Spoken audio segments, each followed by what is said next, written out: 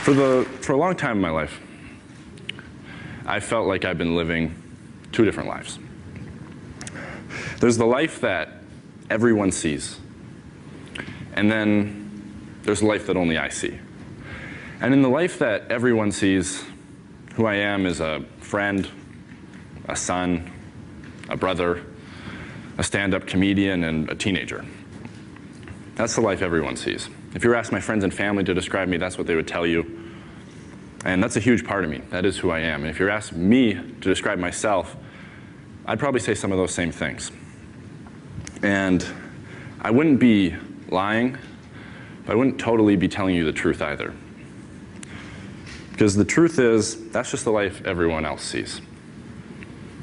In the life that only I see, who I am, who I really am, is someone who struggles intensely with depression.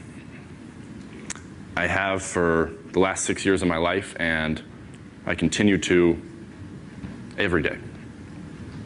Now, for someone who has never experienced depression or doesn't really know what that means, that might surprise them to hear, because there's a pretty popular misconception that depression is just being sad when something in your life goes wrong. When you break up with your girlfriend, when you lose a loved one, when you don't get the job you wanted.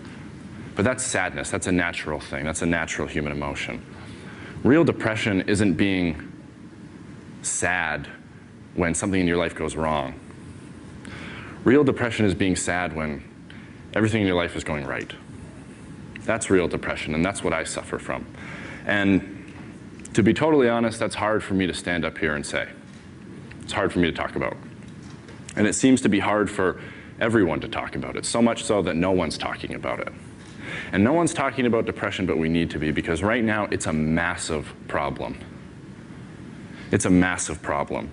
But we don't see it on social media, right? We don't see it on Facebook. We don't see it on Twitter. We don't see it on the news, because it's not happy, it's not fun, it's not light. And so because we don't see it, we don't see the severity of it. But the severity of it, the seriousness of it is this. Every 30 seconds, somewhere, someone in the world takes their own life because of depression.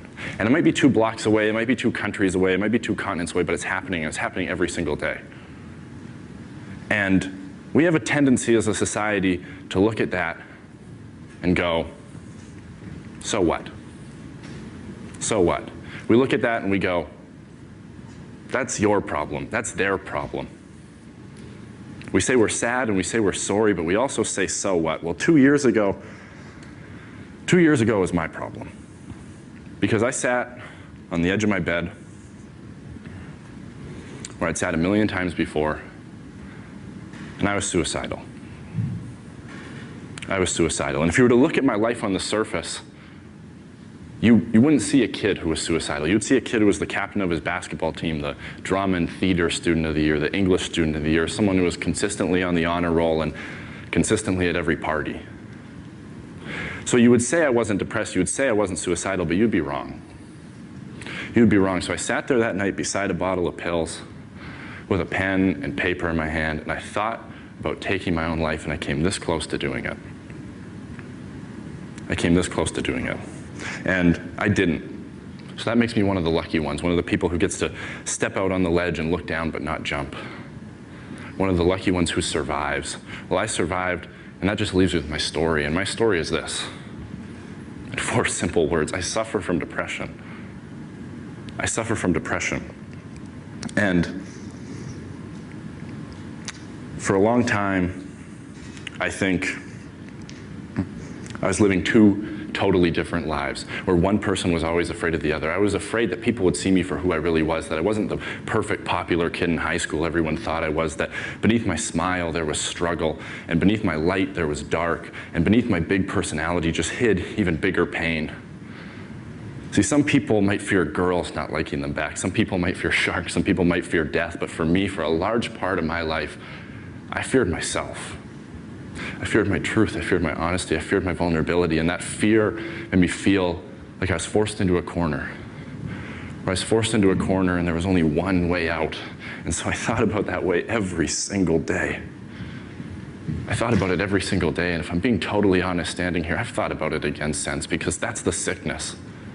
That's the struggle. That's depression. And depression isn't chicken pox. You don't beat it once and it's gone forever. It's something you live with.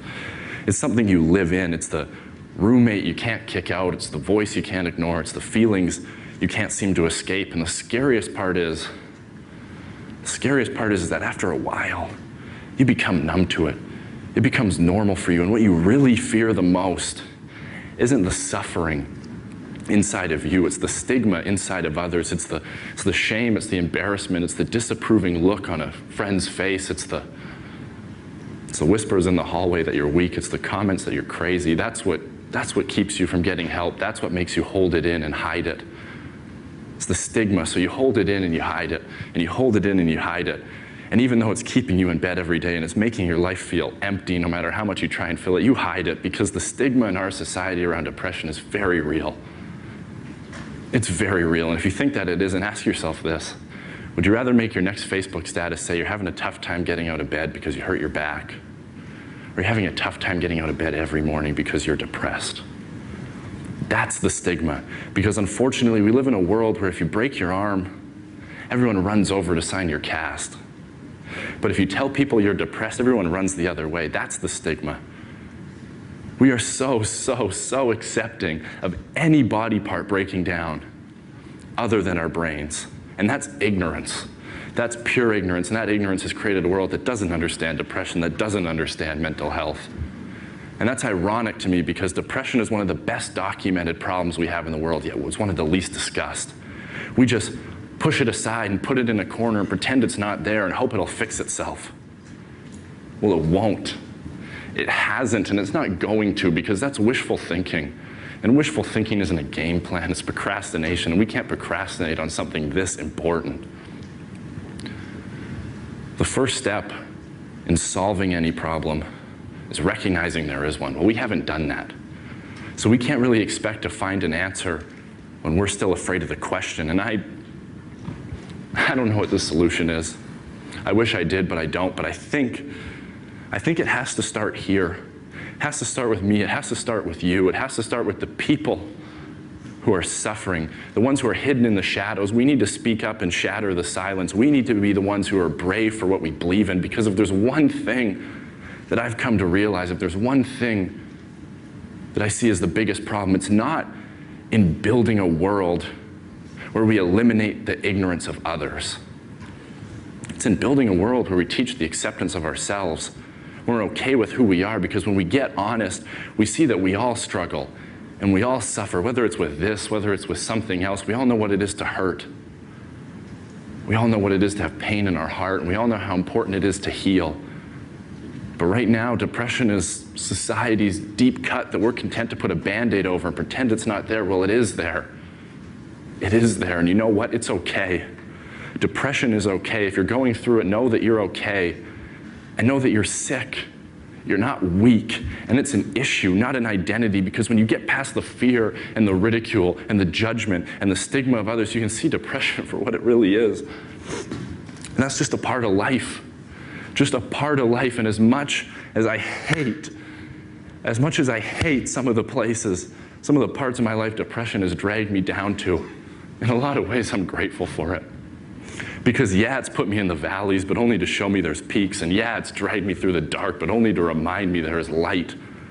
My pain, more than anything in 19 years on this planet, has given me perspective. And my hurt's forced me to have hope and to have faith. Faith in myself, faith in others, faith that it can get better, that we can change this, that we can speak up and speak out and fight back against ignorance, fight back against intolerance. And more than anything, learn to love ourselves. Learn to accept ourselves for who we are, the people we are, not the people the world wants us to be. Because the world I believe in is one where embracing your light doesn't mean ignoring your dark. The world I believe in is one where we're measured by our ability to overcome adversities, not avoid them. The world I believe in is one where I can look someone in the eye and say, I'm going through hell. And they can look back at me and go, me too, and that's okay. And it's okay, because depression is okay. We're people. We're people, and we struggle, and we suffer, and we bleed, and we cry. And if you think that true strength means never showing any weakness, then I'm here to tell you, you're wrong. You're wrong because it's the opposite. We're people, and we have problems. We're not perfect, and that's okay. So we need to stop the ignorance, stop the intolerance, stop the stigma, and stop the silence. And we need to take away the taboos. Take a look at the truth and start talking. Because the only way we're going to beat a problem that people are battling alone is by standing strong together. By standing strong together. And I believe that we can.